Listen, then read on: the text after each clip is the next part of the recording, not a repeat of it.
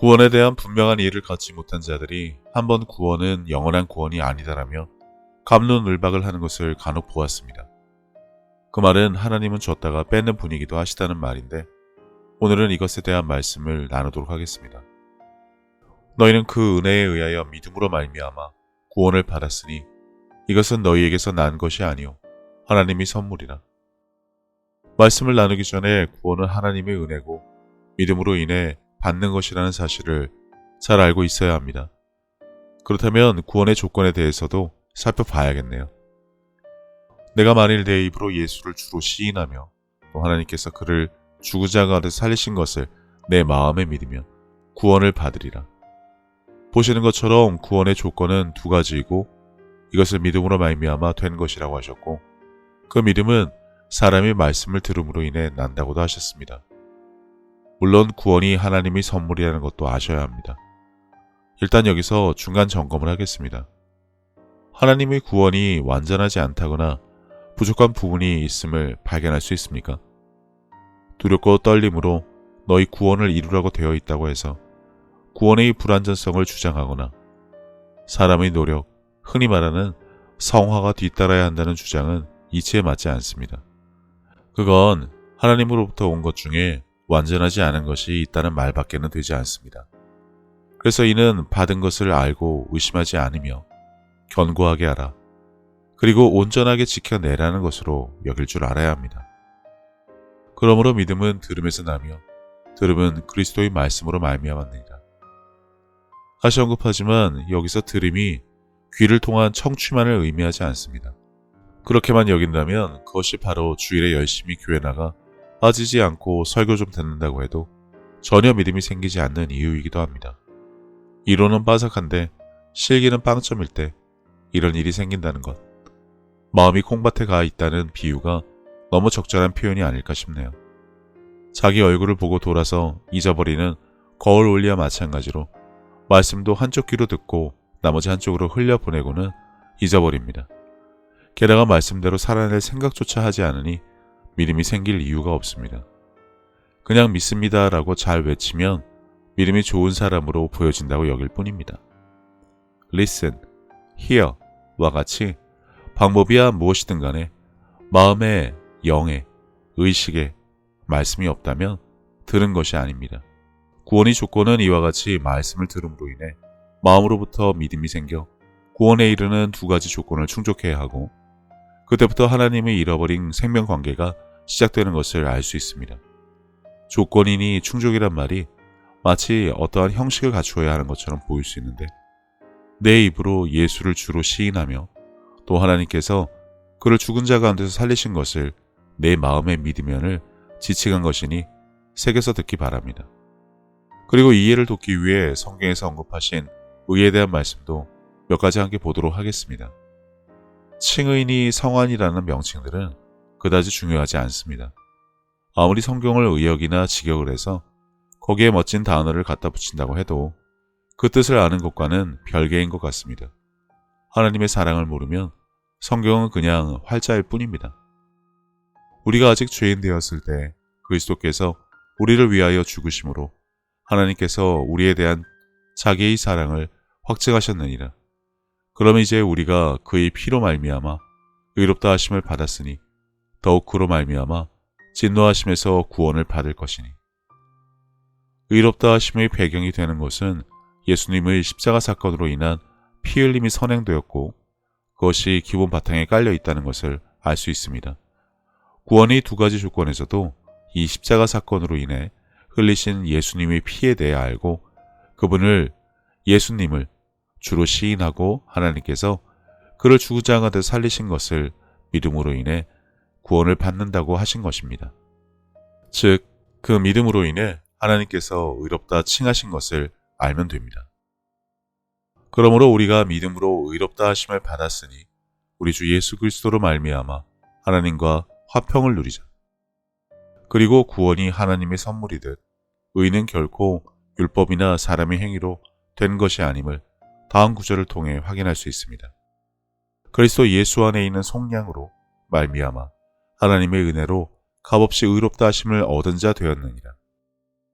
곧 이때에 자기의 의로우심을 나타내사 자기도 의로우시며 또한 예수 믿는 자를 의롭다 하려 하심이라. 그런즉 자랑할 때가 어디냐? 있을 수가 없느니라. 무슨 법으로냐? 행위로냐? 아니라 오직 믿음의 법으로니라. 그러므로 사람이 의롭다 하심을 얻은 것은 율법의 행위에 있지 않고 믿음으로 되는 줄 우리가 인정하노라. 그러면 이제 이 모든 것을 합해서 보자면 사람이 말씀을 들어 믿음이 생기고 그가 입으로 시인하고 마음으로 믿어야 할 두 가지로 인해 구원에 이르며 이러한 사람을 의롭다고 칭하여 주시는 분은 바로 하나님이시란 것입니다. 조건이 너무 간단해서 오히려 허전하고 부족해 보일 수 있습니다. 그렇기 때문에 이때가 바로 내가 나서서 무엇인가를 해서 구원을 완성해야 한다는 착각, 교만을 일으키는 때입니다. 게다가 성경에서 구원을 이루러 가셨으니 이도 같은 맥락으로 간주하면서 말입니다. 그럼 다음 구절로 구원과 의에 대한 정리는 마무리하고자 합니다. 사람이 마음으로 믿어 의에 이르고 입으로 시인하여 구원에 이르느니라. 선한 사람은 마음에 쌓은 선에서 선을 내고 악한 자는 그 쌓은 악에서 악을 내나니 이는 마음에 가득한 것을 입으로 말함이니라. 그럼 이제 굳이 행함에 대한 언급을 할 필요가 없습니다만 다음도 함께 보면서 행위에 대한 이해를 갖도록 하시겠습니다. 율법 안에서 의롭다함을 얻으려 하는 너희는 그리스도에게서 끊어지고 은혜에서 떨어진 자로다. 만일 아브라함이 행위로서 의롭다 하심을 받았으면 자랑할 것이 있으려니와 하나님 앞에서는 없느니라. 잘 아시다시피 사람의 의지와 노력만으로 마음이 정결해지거나 예수님을 닮을 수 없습니다. 거창하게 성화라고 할 필요도 없이 사람의 노력으로는 절대 그냥 되지 않습니다. 오직 진리의 말씀을 마음으로 받아들이고 성령님의 도움으로 하나님의 사랑과 말씀이 마음 안에 풀어져 사람이 그것을 알고 인정하고 받아들여야만 그렇게 변화될 수 있는 것입니다. 단지 교회 다니며 믿음은 들음에서 난다니까 설교 좀 듣고 착한 행동과 말을 한다고 그렇게 되지 않는 것 너무나 잘 알지 않습니까? 마음을 좀 너그럽게 하고 감사나 인사를 잘한다고 해서 예수님처럼 온유하거나 겸손해지지 않는 것을 누구나 압니다. 세상 것이, 유혹이, 정욕이 매일같이 사람들을 엄습하는 가운데 그 늪에 빠져 스스로 나올 생각은 하지 않으면서 말씀으로 사라지지 않는다거나 믿음이, 구원이, 하나님이 안 느껴진다고 말하며 이러한 것이 성화가 되는 고군분투 중인 듯 둘러댄다고 한다면 이것이야말로 업의 성설임을 알아야 합니다. 성경에 대한 무지와 교리만을 앞세운 교만, 그리고 하나님과 아무런 관계없이 살면서 한번 구원이 영원하냐 아니냐, 칭의와 성화가 무엇인지 아무리 떠들어 봐야 다 헛된 것입니다. 하나님 보시기엔 도토리 키재기 아닐까요? 이제 중요한 질문을 하면서 후반부로 넘어가 보겠습니다. 당신은 구원의 두 가지 조건, 예수님이 당신 삶의 주인이시고 하나님이 죽은 자 가운데 살리신 것을 정말 믿습니까?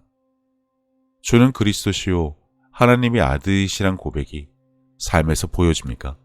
그 믿은 결과로 한 번 받은 구원이 영원하지 않다느니 운운하기 전에 하나님의 선물로 받은 구원에 대한 확신은 있습니까? 받은 줄로 믿습니까? 들은 것 같고 아는 것 같은 수준에 있으면서 마치 자신이 믿음의 반석 위에 서 있는 듯한 착각과 교만으로 말씀을 대하면서 정작 입으로 시인해야 할 것을 골방에서 귀에 대고 말하는 대신 지붕 위에서 전파하고 있습니까?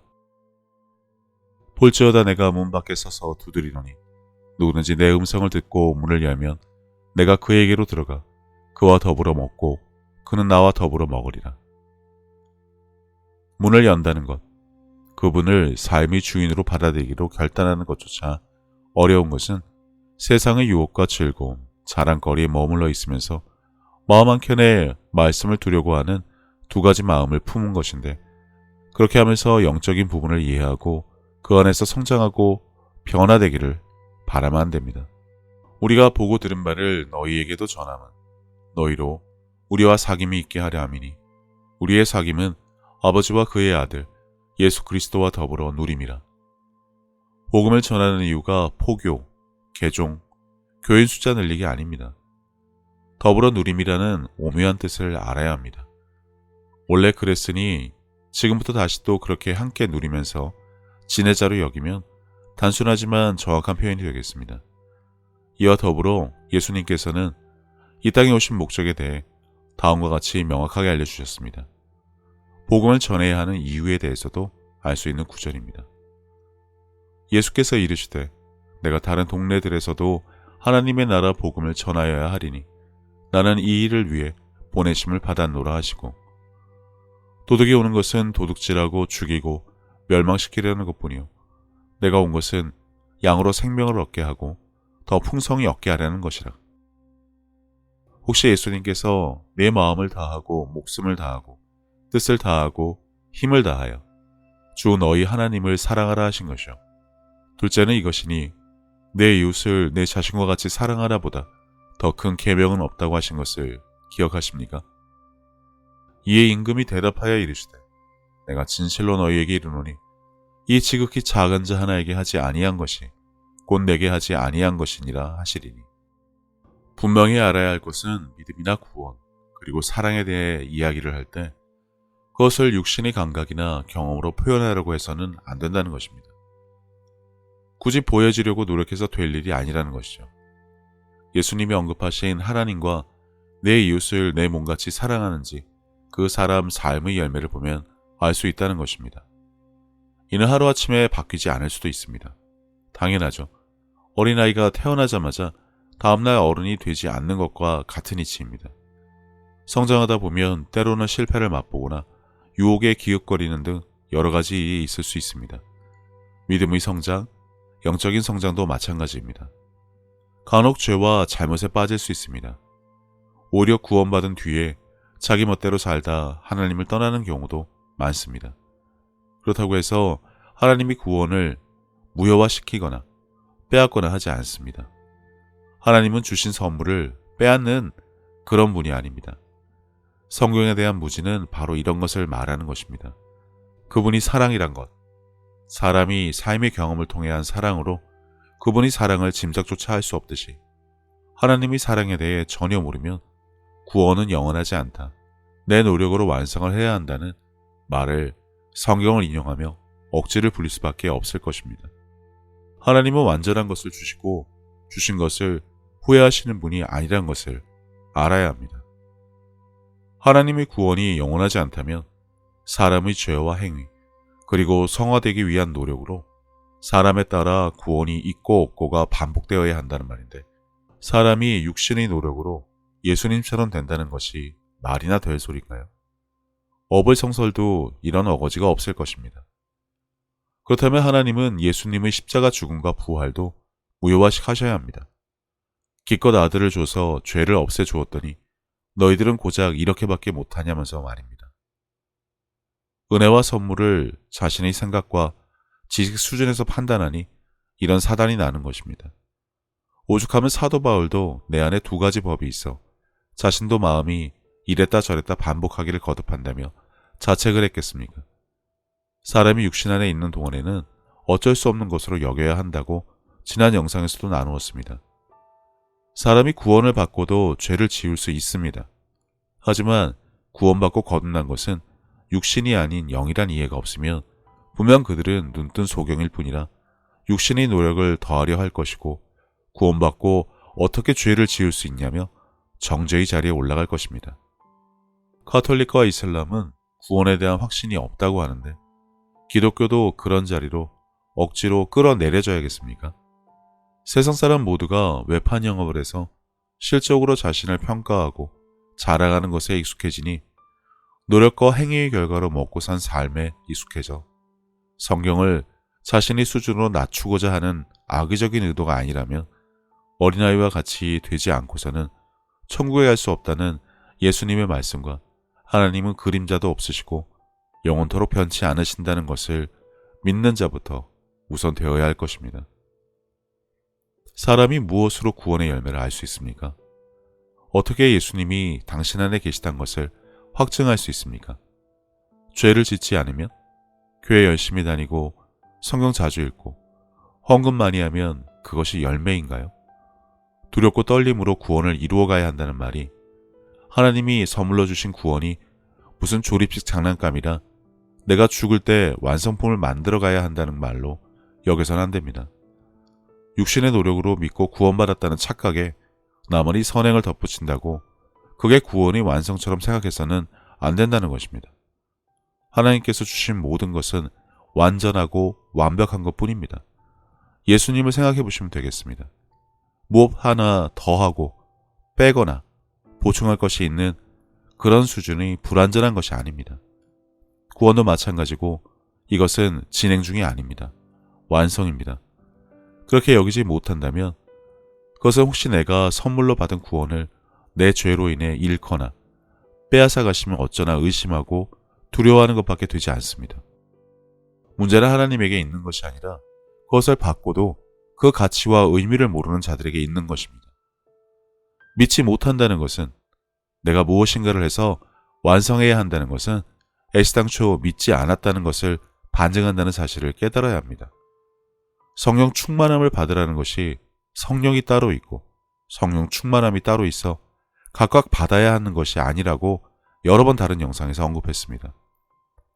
겨자씨만한 믿음으로도 뽕나무를 바다에 던져지라 명할 수 있다고 하셨는데 믿는 자들은 일정 분량의 믿음을 이미 받았다고 하셨지만 여전히 믿음을 찾고 없네, 부족하네, 한탄하는 것과 같습니다. 진정 믿고 구원을 받은 사실을 아는 사람은 달라질 수밖에 없습니다. 예수님을 닮아가는 삶의 가치를 가장 고상한 것으로 두기 때문에 다른 것을 배설물처럼 여길 줄 알게 되는 것입니다. 그런 결단과 노력을 마다하지 않는 삶을 살아가게 된다는 것입니다. 그리고 그러한 사람도 육신 안에 사는 동안에는 죄를 지을 수 있다는 것을 알아야 합니다. 그래서 우리는 왜 성령님을 보내주셨는지 알아야 합니다. 언제나 하나님이 사랑이심을 잊지 않고 살아갈 수 있도록 도끼 위에 오셨기 때문에 그분을 의지해서 산다면 내가 곧 길이요 진리라고 하신 예수님이라는 올바른 길에서 벗어나지 않을 수 있는 삶을 살 수 있는 것입니다. 간혹 빚의 탕감이나 종에게 나누어진 달란트 비유를 들며 있는 것도 빼앗아 간다는 구절을 구원과 연관지어 이처럼 구원도 줬다가 뺏는다, 철회한다, 없던 것으로 한다는 말이 너무나 많은데 그 비유가 과연 구원에 대한 언급이었을까요? 그만큼 하나님께서 변덕장이란 말인데 그럼 하나님은 거짓말쟁이도 될 수 있겠네요. 사람과 별반 다른 게 없으니 말입니다.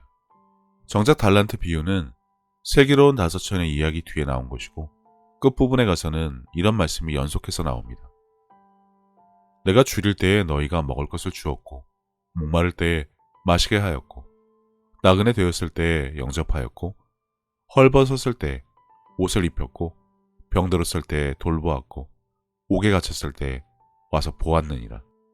이에 임금이 대답하여 이르시되 내가 진실로 너희에게 이르노니 이 지극히 작은 자 하나에게 하지 아니한 것이 곧 내게 하지 아니한 것이니라 하시리니 도대체 어느 부분에서 구원을 주었다가 뺏는다는 뉘앙스를 찾아야 하는지 도무지 알 수 없습니다.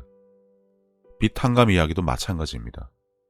성경의 앞뒤 구절을 보면 알 수 있겠지만 빚을 탕감받았으면 이웃의 빚도 사랑으로 탕감해주는 사람이 되라는 의미로 여겨야지 굳이 그것을 구원도 당신의 죄 때문에 하나님께서 걷어갈 수 있다는 비유란 주장이 맞는 것인지 궁금할 뿐입니다.